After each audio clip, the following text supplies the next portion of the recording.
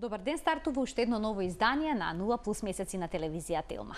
Пазарите во моментот се преполни со свежи, сезонски плодови, со овошје, со зеленчук, па родителите имаат можност да замрзнат и потоа да направат кашички во текот на зимскиот период. Ова е особено важно за бебињата кои што ќе почнат со дохрана, односно пробување на вкусови во период кога нема изобилство од свежи зеленчуци и овошја.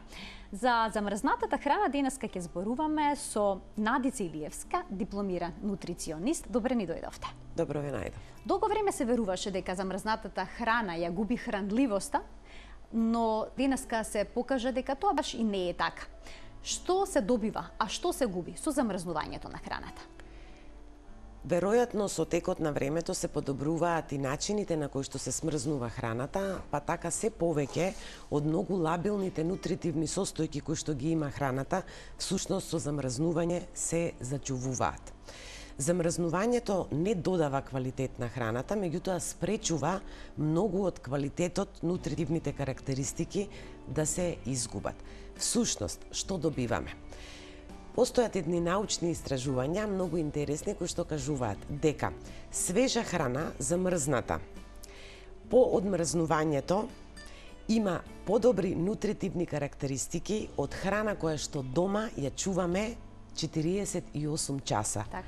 Значи, со самото чување несмрзната храна губиме повеќе од храната, отколку до храната е смрзната, па потоа ја користиме. Така, јас си најдов едно истражување кое покажува дека 3 дена по вадењето од земја плодот губи 80% од природниот витамин С, а грашакот 24 часа по оберењето губи 20% од вкупната содржина на витамин С. Ова во прилог на тоа што го кажав. Во прилог, да. Всушност, најмногу се губат испарливите компоненти кои што всушност преоѓаат во водата. Тоа се витамините. С витаминот е многу осетлив и на светлина и на топлина. Некои од Б витамините. Многу интересно е што фолната киселина, која што е многу важна во раниот развој на бебињата и на доенчињата, е всушност многу нестабилна. Билните влакна исто така се губат состојањето. И сега, постои еден вид на губење на нутритивните карактеристики и со текот на смрзнувањето, поготово со одмрзнувањето. Меѓутоа, добро смрзната храна, квалитетна храна, задржува многу висок процент на многу состојки кои што се многу здрави и неопходни во исхраната. Така.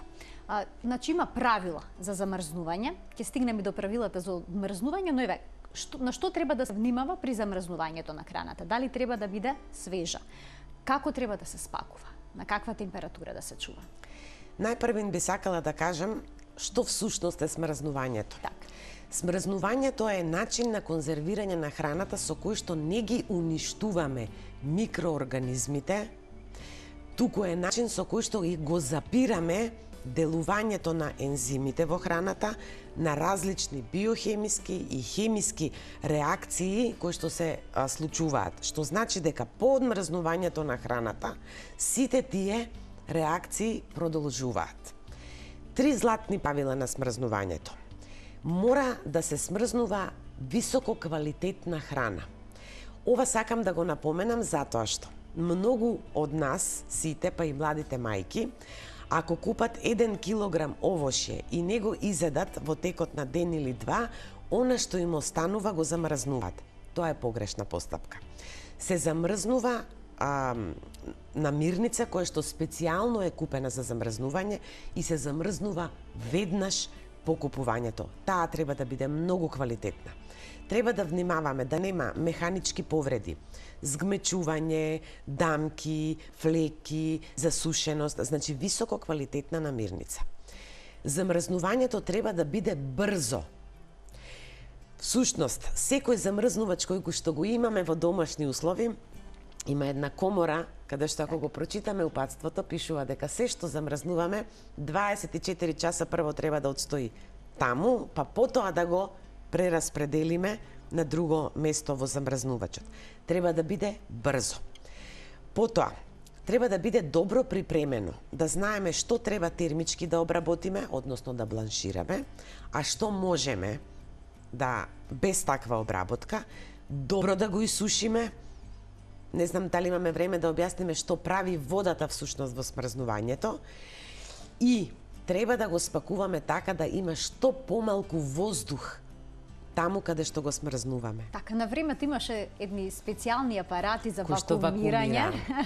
Нашите мајки на времето ги употребуваа, па дојде едно помодерно време кога повеќе никој ништо не замрзнуваше, одлучивме сите да купуваме се во големите супермаркети, повторно се враќаме на она златно правило дека Така е. замрзнатото во домашни услови е најдобро, особено за малите деца. Споменавте водата, дека исто така има влијание при замрзнувањето.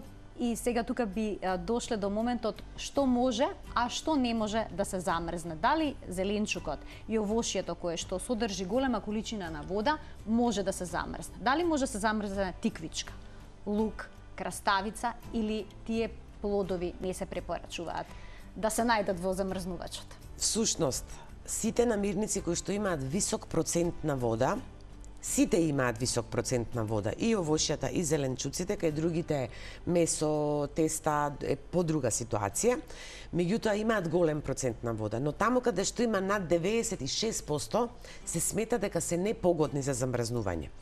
Тиквичката е гранична, што значи дека доколку се извадат семките во средина и само пулпата, односно само меснатиот дел од тиквичката, може да се замрзнува. Меѓутоа, не се замрзнува кромит, не се замрзнува краставица, од овошјата не се замрзнува диња, не се замрзнува лубеница. Значи сите тие што имаат многу, затоа што при смрзнувањето всушност водата која што е во намирницата прави кристали и замрзнува. Тие кристали ги уништуваат, значи мразот има поголем волумен од водата во течна состојба, ги уништува клетките на самата намирница и на тој начин рапидно губиме на квалитет. Тоа не е штетно, тоа не е токсично, меѓутоа ние не сме добиле ништо со замрзнувањето. Од тие причини треба да има и што помалку вода. Така. Кога замрзнуваме, добро да се исуши. Бидејќи за доенчињата и за малите деца се замрзнуваат мали количини. Кај шумското овошје пожелно е на лист хартија посебно да ги замрзнеме малите малини, јагоди, сите други работи, па замрзнати да ги ставиме во кеса. На тој начин ќе добиеме во квалитет потоа на одмрзнувањето, односно на одмрзнатата намирница. Кои плодови се најпогодни за замрзнување? Кои овошки може да се замрзнат без никаков проблем и потоа да се користат во зимскиот период?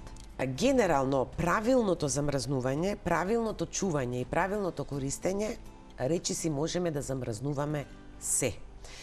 Секако, не треба да трошиме време на замрзнување на намирници кои што всушност ги имаме во текот на целата година.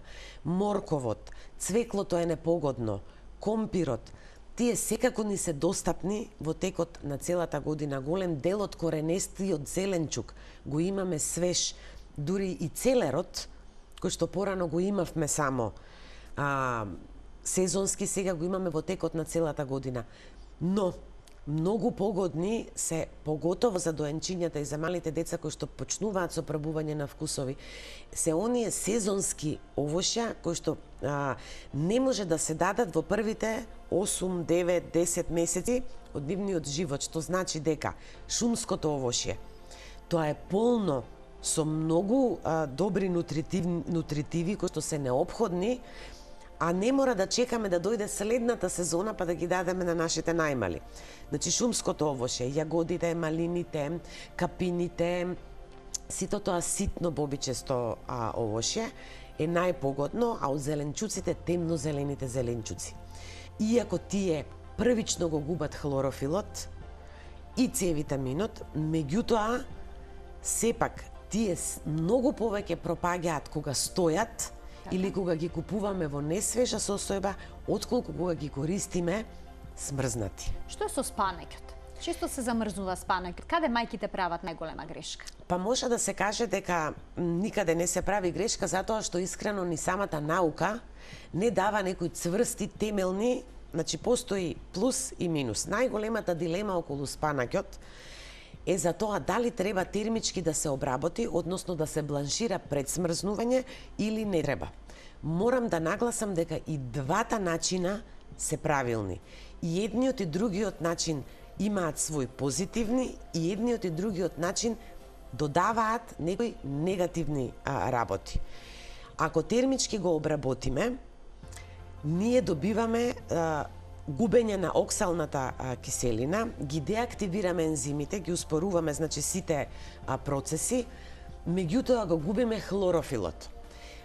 Бидејќи ние на некој начин повторно термички ќе го обработиме при одмрзнувањето, а кај малите деца секогаш спанакот мора да биде термички обработен поради оксалната киселина, ние ќе изгубиме, односно имаме два пати термичка обработка. Што се однесува до свеж замрзнат спанак, тој има големо количество на вода. Треба добро да биде измиен, треба добро да биде исушен и тогаш исто така ги деактивираме ензимите, меѓутоа ја задржува внатре оксалната киселина, па потоа треба на пареа или во зовриена вода, значи да го обработиме и да напоменам, водата во која што се вари спанакот секогаш се фрла. Така, тоа е едно златно правило кое што треба да се почитува. Кога станува збор за супите од коска, мајките често пати знаат да ги замрзнат и да ги даваат на детето за да се подобри крвната слика. Тоа е едно ново научно истражување кое што покажува дека децата треба да примаат да конзумираат супа од коска, но дали таа супа се замрзнува во целост со сите продукти во неа, со морков, со компир и слично, или треба да се замрзне само течноста? Значи, супата од коска треба да се биде внимателен со замрзнување на намирници кои што имаат висок процент на масти. Ова ќе го нагласам генерално, затоа што сакам да додадам дека постои многу погрешно мислење дека супата од коска всушност има висок процент на маснотии. Не, густината ја дава колагенот. Значи, таа е богата со протеини, но не е толку масна како што се мисли. Треба да биде бистар бујон од коска замрзнат. Не се прво затоа што секој има различно времетраење и одржување на смрзнатоста на ткивото. Зеленчукот, посебно важно при одмрзнувањето. Доколку замрзнете со морков, со пашканат, со целер, тие имаат подолготрајно време на одмрзнување од бујонот, односно од протеините, и на тој начин всушност губиме на квалитет при одмрзнувањето. Бистар бујон во мали количини, но морам да нагласам, потребно е да се замрзнува бидејќи добиваме голема количина, но замрзнатото не се користи повеќе од 40 дена. Значи не можеме да одиме кај бујоните, кај другите правила да ги чуваме и до 6 и 8 месеци замрзнати. Значи секое замрзнато овошје, зеленчук, бујон и слично има свој рок на траење. Бидејќи нема да имаме доволно време во денешната емисија да разговараме поединечно за сето ова, јас само би сакала да ве запрашам за правилата за одмрзнување. Каде се греши? Дали треба да се чека тоа што е замрзнато сосема да се одмрзне пред подготовка или треба да се приготви замрзнато? Кои се основните правила? Различно од намирниците, меѓутоа најмногу се греши кај овошјето и кај зеленчукот.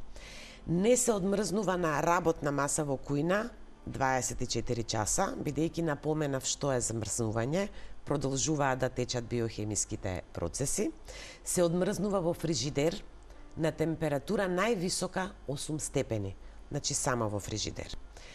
Малку да се одмрзне и веднаш термички се обработува или се конзумира. Ако се одмрзнува во вода, што најчесто се прави во топла вода. Од 30 се одмрзнува во ладна вода, така, и се одмрзнува не повеќе од 30 минути во една иста вода. Доколку сакаат се одмрзнува во вода, да се менува на 30 минути или само 30 минути во вода. Најдобро е веднаш термички да се обработи. За месецот тоа правило не важи, се чува во фрижидер додека не се одмрзне на температура најниско 8 степени и потоа термички се обработува. Значи треба брзо да се одмрзнат и да се користат работите. Ова е всушност првиот дел од нашиот разговор. Има многу прашања на кои што ќе одговориме при вашето следно гостување во 0N+. Ќе разговараме за многу работи, за многу производи поединечно и уште многу правила со кои што ќе се запознат родителите и ќе бидат навистина од корист. Ви благодарам што бевте дел од емисијата. Ми беше задоволство. Тука го заокружуваме денешното издание на 0N+. Гледајте на секој работен ден во рамки на утринската на Телма во редовен термин од 12 до 12:30. Пријатно!